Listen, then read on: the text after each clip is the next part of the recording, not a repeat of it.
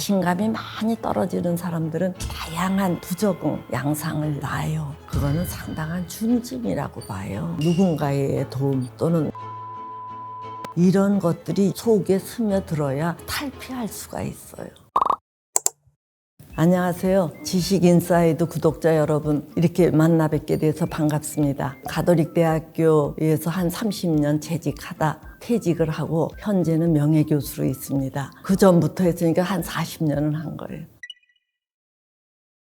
자신감의 유무지요. 많이 살피거나 당당하지 않은 사람들, 예민한 사람들은 자기가 부족하다고 여기는 면이 있기 때문에 굉장히 신경을 많이 써요. 자신감의 유무로 우리가 보는데, 자신감이 많이 떨어지는 사람들은 다양한 부적응 양상을 낳아요. 그런 것들이 유쾌하지 않잖아요. 그런 것들을 잊기 위해서 막 뭘 먹는다든가 어디에 몰두한다든가 뭐 이런 식으로다가 자꾸 문제를 일으키는데, 이제 어떻게든지 이 자신감을 키우도록 하는 게 아주 중요한 문제가 됩니다. 자신감이 없는 사람들은 인간관계에서 이제 자주 삐치지요. 서운해하는 게 이제 이분들의 특징이에요. 그러니까 다른 사람들은 별 생각 없이 했는데도 자기를 도외시했다든가 나를 무시했다든가 자꾸 이제 이런 식의 토라짐을 보이기 때문에 이 자신감 없는 사람들을 주변에서 결국은 이렇게 배척하게 되어요. 자꾸 삐쳐서 사람들을 성가시게 하거든요. 근데 이제 주변 사람들도 이 사람이 삐치면 한두 번은 설명을 해요.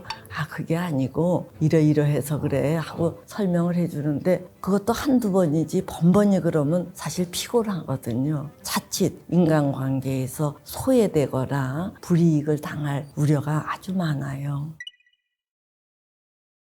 이제 이 불안해진다라는 것은 어떤 믿는 구석이 없어서 그러거든요. 이제 뒤가 허당이라는 얘기예요. 하나에서부터 10까지 모든 것을 자기 스스로 이제 감당을 해야 되니까 자기도 모르게 불안하고 겁나고 이래요. 그래서 이런 예민하거나 이제 불안이 심한 분들은 어떤 의지처가 있는 게 좋아요. 자기 홀로 그런 상태를 극복하기가 그렇게 쉽지 않아요. 그래서 상담자를 의지하거나 또는 자기 멘토 같은 사람이 있어서 그 일을 의지할 때 믿는 구석이 있으면 사람이 덜 불안해지거든요. 그래서 의지처를 확보해 두는 게 좋습니다.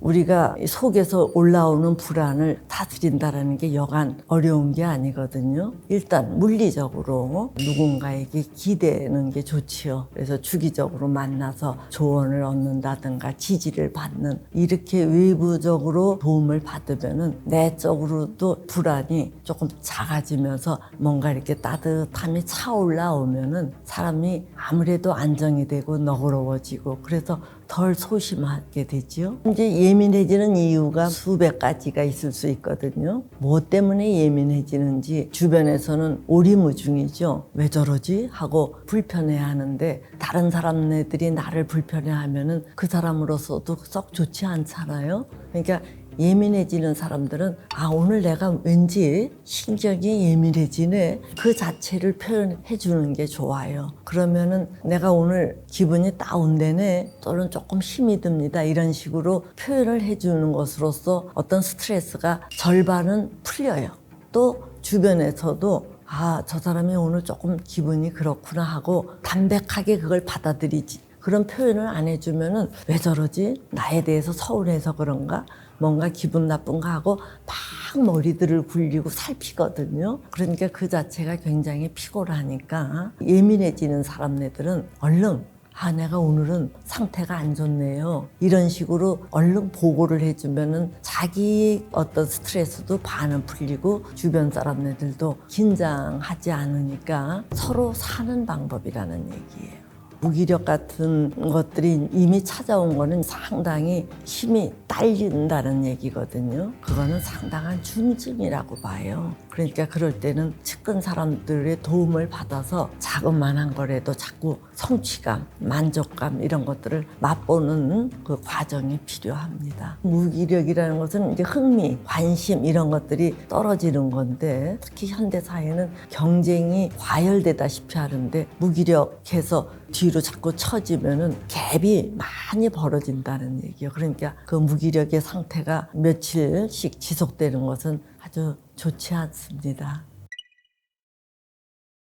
부정적인 신념을 갖는다라는 거는 자기 경험상 너무 힘겨웠을 때 이제 나타나는 결과거든요. 누군가의 관계 속에서 조언을 받거나 지지를 받거나 공감을 받아서 경험적으로 긍정적인 것을 자꾸 맛보는 게 좋아요. 그러니까 부정적으로 신념이 됐다라는 것은 부정적인 결과에 많이 찌들어 있다라는 얘기예요. 그런 것들을 바꾼다라는 게 그렇게 쉽지는 않은데 부정적인 걸로 콘크리트화된 사람들은 계속 패자로 나아갈 가능성이 있기 때문에 누군가의 도움, 즉 상담자지요. 만나서 더 이상 부정적으로 가지 않고 상담자와의 관계를 통해서 사람 좋다라는 것을 조금씩 맛보고 할만하다, 혼자가 아니다. 또는 내 등 뒤에 믿을 만한 대상이 있다. 이런 것들이 속에 스며들어야 비로소 부정적인 거를 탈피할 수가 있어요.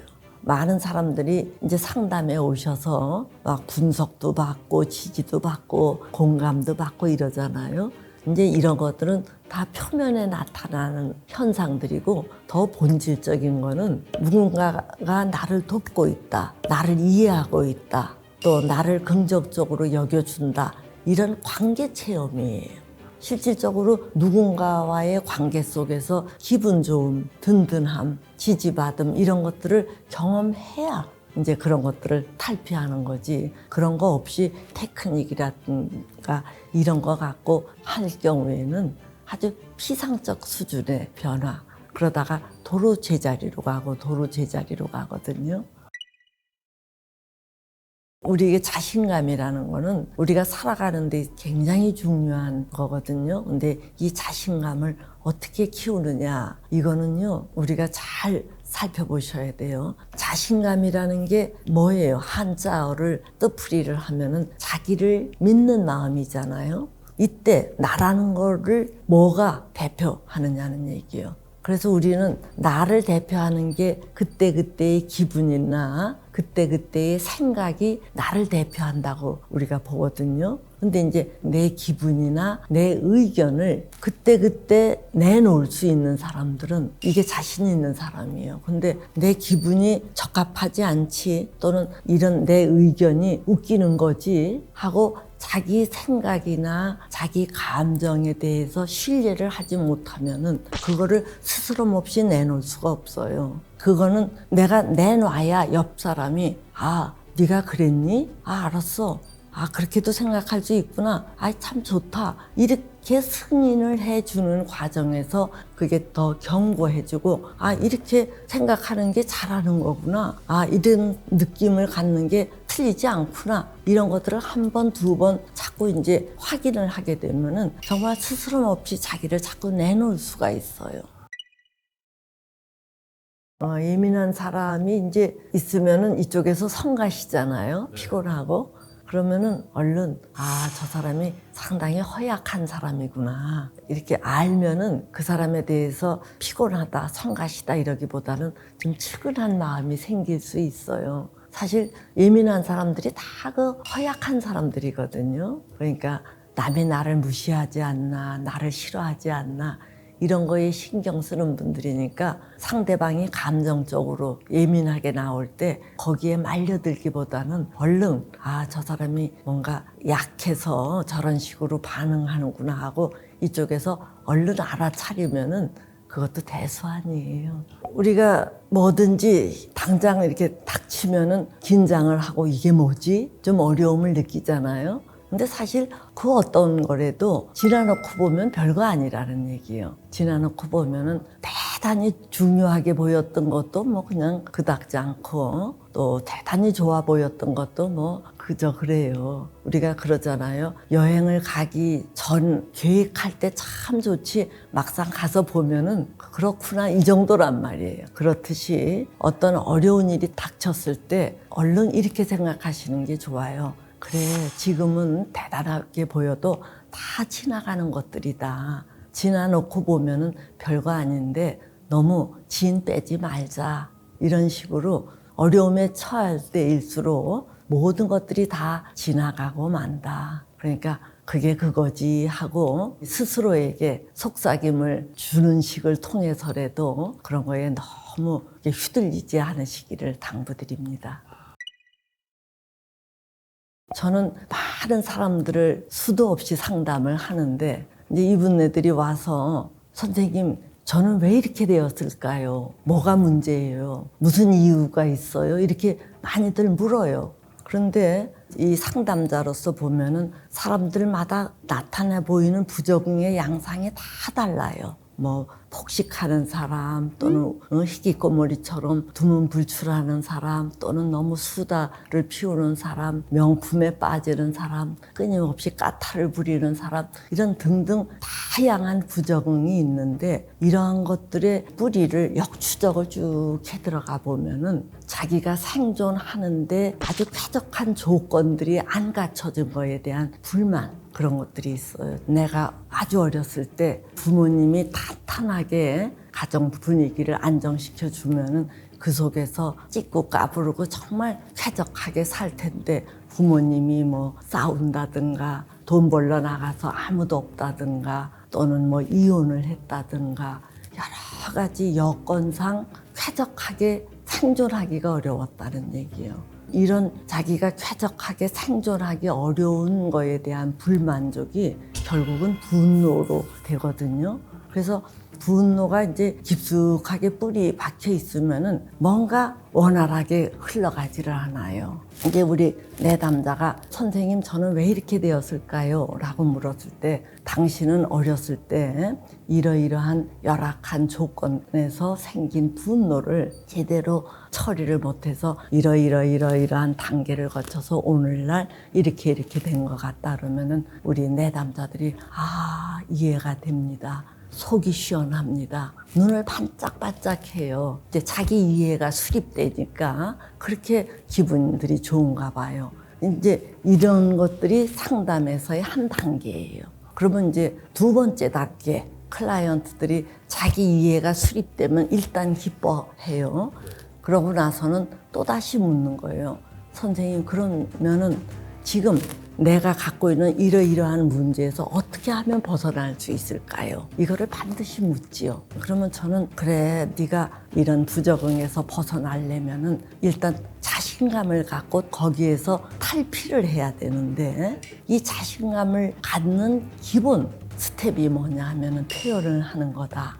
이렇게 얘기를 해요. 그러면 내담자들이 잘 이해를 못해요. 글쎄 내가 이러이러한 부적응을 벗어나는 길이 표현하고 어떻게 연관이 됩니까? 라고 저에게 물으면 이제 제가 설명을 하지요. 표현이라는 것은 나를 표현하는 건데 나라는 것은 최소 단위가 자기 감정이나 자기 생각이에요. 그래서 이런 것들을 일단 내 기분이 내 상태가 이렇다. 나 아주 속상하다 뭐 등등을 표현을 하면은 표현을 하는 과정에서 정화가 일어나요. 즉 카타르시스가 되죠. 그리고 또 표현이라는 것은 말로 하는 거기 때문에 말은 기본적으로 논리에 입각해서 진행이 되거든요. 그러니까 내 엉클어진 많은 것들이 정리가 돼요. 즉 객관화가 된다는 얘기예요. 그리고 또 이 표현을 할 때 이제 누군가가 들어주고 고개를 끄덕이거나 아니야 너 그거 잘못 오해야 뭐 이렇게 시정을 또 해주고 이런 반응을 보여주니까 이 표현을 통해서 대상하고 주거니 받거니 하는 상호작용을 해요. 즉 상호작용을 하는 것은 사람을 대할 때 어떤 식으로 들고 나느냐 하는 것들에 대한 연습이거든요. 그래서 많은 부적응이 있더라도 내 기분이나 내 생각을 표현을 함으로써 정화도 이룩하고 정리도 이룩하고 상호작용하는 기술을 습득한다는 얘기예요. 그렇게 되면은 자연히 자신감이 생겨요. 그래서 상담이라는 것은 크게 두 가지 축으로 연결되어 있어요. 하나는 왜 이렇게 되었느냐 하는 이해의 틀이고 또 하나의 틀은 그래서 어떻게 하면은 부적응에서 빠져나올 수 있느냐 하는 건데 전자는 분노와 귀결되고 후자는 표현으로 귀결된다. 그래서 상담이라는 것은 자기를 왜 이렇게 되었는가 하는 그 분노를 파악하는 거고 표현을 통해서 거기에서 빠져나오는 거고 이 두 가지입니다. 사람을 우리가 관계적 동물이라 그러거든요. 사회적 존재로서 늘 관계 속에서 사는데 관계를 이어주는 게 바로 이제 말하기지요. 우리가 이 말하는 것을 이렇게 보면은 그 사람의 수준이나 교양이나 깊이 또는 지향하는 바가 어떤 건지 이런 여러 가지들이 다 묻어나는 게 말이에요. 그래서 말한다라는 것은 우리 삶에서 굉장히 중요하지요. 그렇기 때문에 여러분들이 누군가와 말할 때 각별히 신경 쓰셔야 될 게 어떤 이런 차림새도 중요하지만 그보다는 말이라고 여깁니다. 사람들이 이제 말을 하는데 어려움을 느끼는 거는 다른 게 아니라 자기가 혹시 실수를 해서 상대방의 영역을 침해할까봐 또는 상대방의 기분을 거스릴까봐 즉 그렇게 되면 이제 거부를 당하거든요. 그래서 사람들이 거부당하는 거에 대해서는 누구든지 다 겁을 내요. 그렇기 때문에 행여 내가 잘못 말해서 기분을 거슬려 갖고 이제 거부를 당할까 봐 사람들이 주춤주춤 하는 경향이 많지요. 한국 사람들은 이 습관상 타인에 대한 관심이 많아요. 그래서 말하다 보면 어느 학교 나왔어? 또는 나이가 몇 살이야? 어디 가는 중이지? 어젯밤에 뭐 했어? 뭐 이런 식의 어떤 사적인 질문을 자기도 모르게 많이 하는 경향이 있어요. 그런데 이제 예전에는 그런 것들이 다 묵인돼 있지만 요즘 젊은이들은 응? 하면서 이렇게 기겁을 하고 조금 꺼려 하니까 타인에 대한 관심 이런 것들을 조절하느라고 좀 어려워들 하는 것 같더라고요.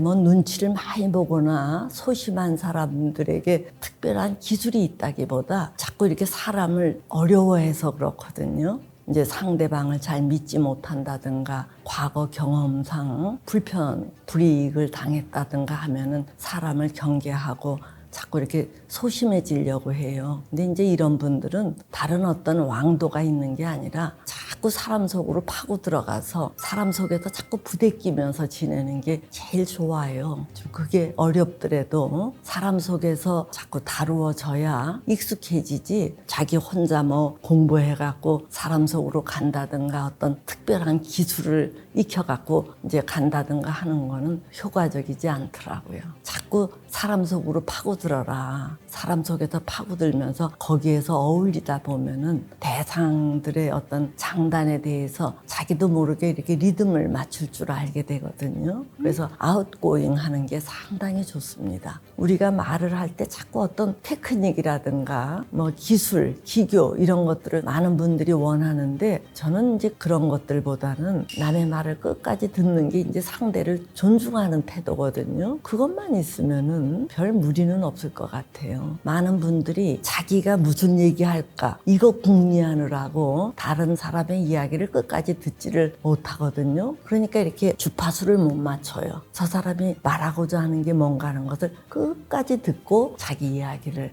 하면은 거의 실수가 없지요.